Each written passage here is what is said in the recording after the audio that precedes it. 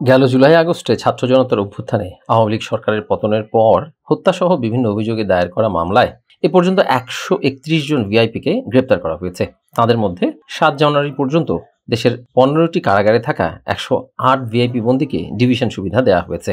তাদের মধ্যে সাবেক মন্ত্রী, প্রতিমন্ত্রী ও উপমন্ত্রী 29 জন, সাবেক সংসদ সদস্য 22 জন, সরকারি কর্মকর্তা 44 জন এবং অন্যান্য পেশার রয়েছেন 13 জন। তবে ভিআইপি হিসেবে কারারুদ্ধ 23 জন এখনও ডিভিশন পাননি।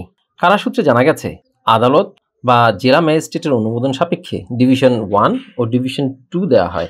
ডিভিশন পাওয়া বন্দী একা বা একাধিক বন্দীর সঙ্গে থাকতে একটি কক্ষ পান, যেখানে বিছানায় জাজিম ও তোশকের উপর চাদর বিছানো থাকে।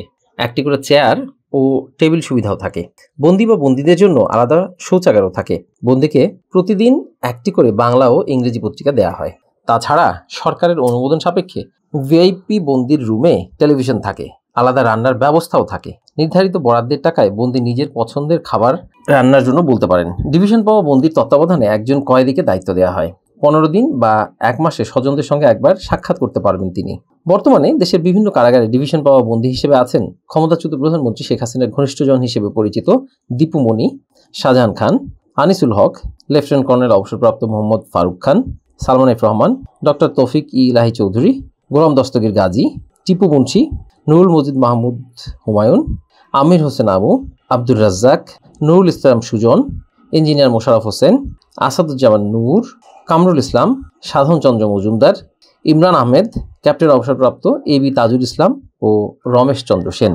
এছাড়া আরও আছেন জুনায়েদ আহমেদ পলক, ফরহাদ হোসেন, রাশেদ খান মেনন, হাসানুল হক ইনু, আতিকুল ইসলাম, শহীদুজ্জামান সরকার, মাহবুব আলী, কামাল আহমেদ মজুমদার, জাকির হোসেন, কর্নেল অবসরপ্রাপ্ত জাহিদ ফারুক শামীম, আরিফ খান জয় ও আবদুল্লাহ আল ইসলাম জ্যাকব।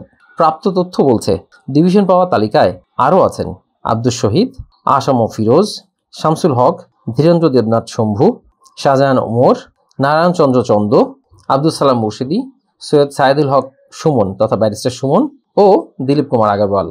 ডিভিশন পাওয়া তালিকায় সরকারি কর্মকর্তাদের মধ্যে রয়েছেন বিচারপতি AHM মোহাম্মদ শামসুদ্দিন চৌধুরী মানিক, ন্যাশনাল টেলিকমিউনিকেশন মনিটরিং সেন্টারের NTMC মহাপরিচালক মেজর জেনারেল অবসরপ্রাপ্ত জিয়াউল হাসান, নৌবাহিনীর রিয়ার অ্যাডমিরাল অবসরপ্রাপ্ত M সোহাইল, সাবেক প্রধানমন্ত্রীর উপদেষ্টা ও সাবেক মুখ্য সচিব কামাল আব্দুল নাসির চৌধুরী, ক্ষমতাচ্যুত প্রধানমন্ত্রীর মুখ্য সচিব নজিবুর রহমান ও আবুল কালাম আজাদ, সাবেক জ্যেষ্ঠ সচিব মোস্তফা কামাল উদ্দিন, হিলাল উদ্দিন আহমেদ, মহিবুল হক, আমিনুল ইসলাম খান ও শাহ কামাল।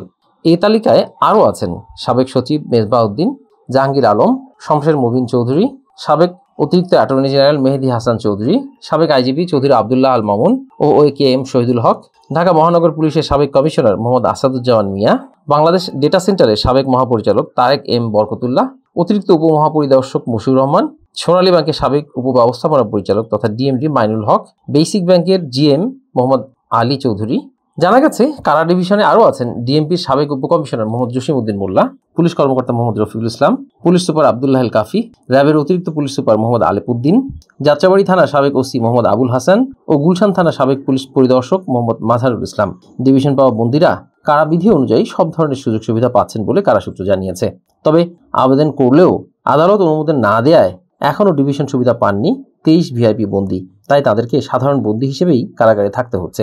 তাদের মধ্যে রয়েছেন কাজী জাফরুল্লাহ, হাজি মোহাম্মদ সেলিম, সুলাইমান মোহাম্মদ সেলিম, তানভীর ইমাম, গোলাম কিবরিয়া, আবু রেজা মোহাম্মদ নিজামুদ্দিন নদভী, কামরুল আশরাফ খান, আব্দুর রউফ, রাগিবুল আহসান, ডক্টর আব্দুস সাবহান গোলাপ, আহমেদ হোসেন, শাহ আলম, সাদেক খান, সেলিম আলতাফ জর্জ, মাসুদা সিদ্দিকী রোজি, মাহবুবা গিনি, আব্দুর রহমান বদি, সুলতান মোহাম্মদ মনসুর আহমেদ, আলী আজম মকুল, ABM ফজলে করিম চৌধুরী, MA লতিফ, জান্নাত আরা হেনরি ও রশিদুজ্জামান মোড়ল।